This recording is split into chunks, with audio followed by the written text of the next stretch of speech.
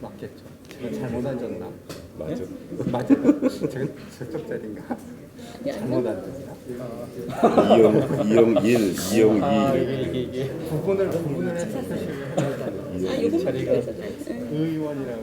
자, 오늘 우리 그 이영 의원께서 오늘 정무위원회 때문에 조금 일찍 가보셔야 돼서, 근데 또 가시면 안 되는 게 발제를 하고 가셔야 돼서 그러니까 저희가 오늘 좀 빨리 시작을 하고, 빨리도 아니고 제 시간입니다.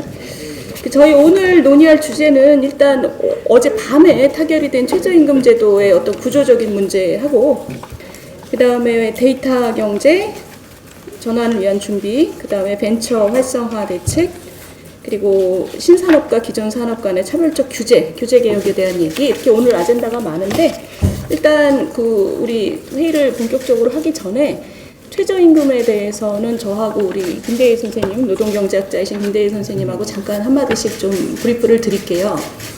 그러니까 어제 이제 1.5%가 결정이 됐고, 1.5%가 결정된 걸 보면서 많은 분들이 아마 안도를 하셨을 거예요. 지금 경제가 너무 안 좋은데 원래 저 노동자 측이 제시했던 것보다 훨씬 낮게 책정이 돼서 좀 다행스러워 하시는 분도 있고 또 불만스러워 하시는 분도 있겠지만, 이제 저희가 볼 때에는 이 구조적인 문제는 계속 남아있는 게 굉장히 걱정이 됩니다. 구조적인 문제라고 하면 정권 초반에 매우 무책임하게 첫 2년 동안 30%를 올렸습니다. 근데 이 30%라는 것이 어떤 의미를 가지냐면, 첫 해에 2017년도에 우리가 이미 OECD에서 가장 상위의 국가였어요. 중위임금 대비 최저임금이 56%. 그래서 상당히 높은 순위였음에도 불구하고 16.4%를 올렸고, 그 결과로 다음 해는 우리가 OECD에서 거의 최고 수준이 됐습니다. 그런데도 다시 두 자리를 올렸습니다.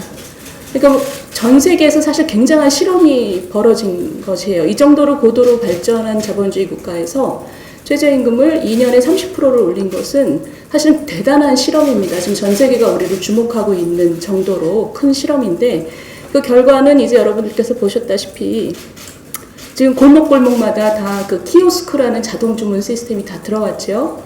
그 젊은이들이 가장 미숙년 젊은이들이 가장 먼저 일자리를 잃는 결과가 빚어졌고, 그리고 700만 자영자들이 길로 쏟아졌습니다. 우리나라 경제 구조상 자영자들이 굉장히 열악한데 이분들이 아주 직격탄을 맞았고요.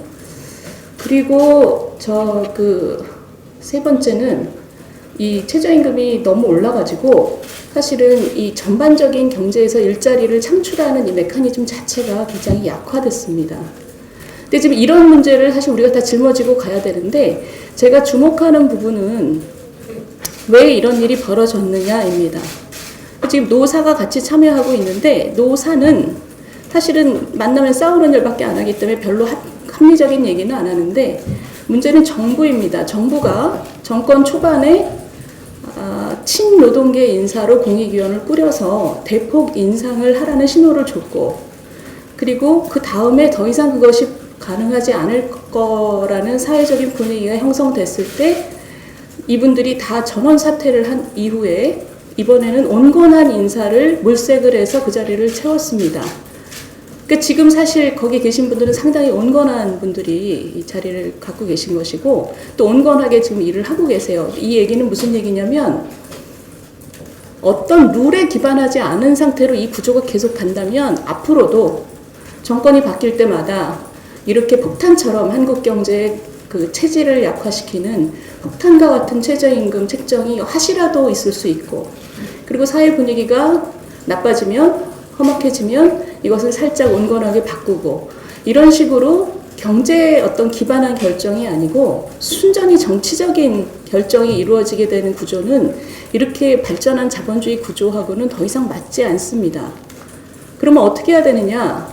룰에 기반한 그 최저임금 책정 구조를 만들어야 하는데, 룰이라고 하면 예를 들면 어제 1.5% 그 결정하신 그 마지막에 설명을 보셨겠지만, 거의 0%의 경제 성장과, 그러니까 0.1%의 경제 성장, 물가 상승률 0.4%, 그리고 생계비 개선 1.0%.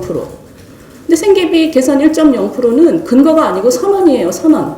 그게 어떻게 생계비를 어떤 방식으로 개선하고 또 무엇을 생계비를 어느 정도로 개선할 것인지가 목표가 무엇인지에 대한 말은 한마디도 없습니다. 이때까지 항상 그래왔습니다. 여러분께서 마지막에 최저임금이 결정된 다음에 해명 자료를 보시면 공익위원들이 항상 그런 식이에요. 협약 촉진분 몇 프로, 소득분배 개선분 몇 프로, 이것은 아무런 근거가 안 되는 숫자들을 마지막에 때려 맞추는, 그러니까 사고적으로 때려 맞추는 것입니다. 여기에 대해서 아무도 질문을 하지 않기 때문에 이런 구조가 지금까지 계속돼 왔는데 이거는 상당히 낙후된 방식입니다. 앞으로는 이 구조 자체를 고치기 위해서는 명확하게 관찰이 되는 거시 변수들, 예를 들면 경제 성장률, 물가 상승률, 실업률, 이런 것을 기반으로 해서 결정을 하되, 공익위원들이 만약에 주관적인 판단을 집어넣어야 되는 것이 불가피하다고 생각하면 그것은 따로 떼서 이것은 우리의 주관적인 판단입니다라는 것을 분명히 하고 책임을 져야 되는 구조가 만들어질 필요가 있고요. 두 번째는 정부 역시 마찬가지입니다. 정부 역시 가까운 나라 일본의 경우처럼 정부는 지금 이 상황을 어떻게 보고 있으며 최저임금위원회에게 공식적으로 요청하는 겁니다. 우리는 이러이러한 경제 상황 때문에 대충 어느 정도 범위 안에서 결정하는 것이 맞다고 생각한다라고 공식적으로 요청을 할 일이지, 지금처럼 공익위원을 뽑는 과정이라든가 의사결정에 비공식적인 채널을 가지고 압박을 가한다든가 이런 방식으로 최저임금에 영향을 미치는 방식은 더 이상은 용인돼서는 안 된다고 생각합니다. 투명하게 근거에 기반한 결정이 이루어지는 것이 지금 21세기 우리 경제 구조에 맞다고 생각을 하고, 앞으로도 이런 폭탄과 같은 최저임금, 그 다음에 눈치 보는 정치만 남은 최저임금, 이런 것을 없애기 위해서는 지금 이제 구조에 대한 얘기가 좀 차분하게 시작이 될 때가 됐다고 생각을 합니다. 저는 이 정도로 하고요. 우리 김대희 선생님 의견 잠깐 듣겠습니다. 갑자기 말씀하라고 하시니까 당황스럽긴 한데요. 사실은 최저임금은 원래 취지가 근로자, 특히 이제 저소득층 근로자들의 임금소득을 좀 보전하자는 차원에서 만들어진 거기 때문에 최저임금을 올리는 것 자체는 어떻게 보면 당연하다고 볼 수가 있는데요.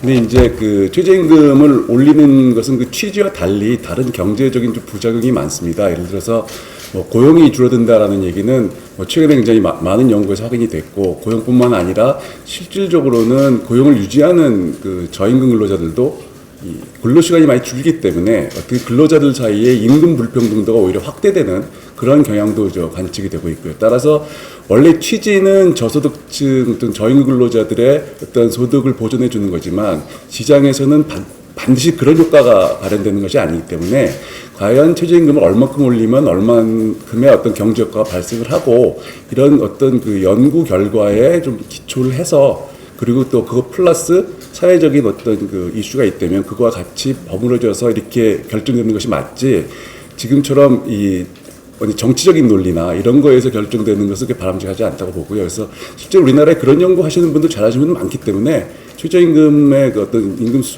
인상 수준 같은 거는 사전적으로 많은 이 분석을 통해서 얼마든지 적정한 수준에서 결정이 될 수 있다고 봅니다. 예, 그런 식으로 결정이 되는 것이 또 맞다고 생각이 되고요. 그렇습니다. 네, 감사합니다.